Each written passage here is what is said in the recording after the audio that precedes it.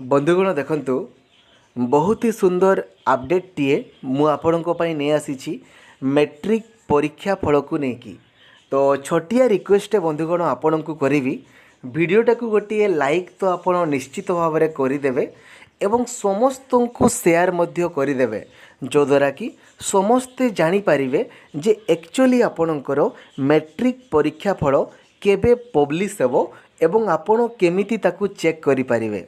जेमिति बंधुगण गतकाली मु आपण माननकु कहिथिली जे आगामी 4-5 दिन पर्यंत आपणकर मैट्रिक परीक्षा फल प्रकाश हेई पारिबो नाही कहीं इंटरनेट सेवा बहु मात्रा रे बाधा प्राप्त होईछि आपणकर भुवनेश्वर एवं कटक पुरी रे सेहिथिपाई आपणकर परीक्षा फल प्रकाश पाई पार नथिला किंतु बोर्ड ऑफ सेकेंडरी एजुकेशन तरफरु नोटिफिकेशन आपणकर आसीगला जे मे रो द्वितीय सप्ताह रे आपणकर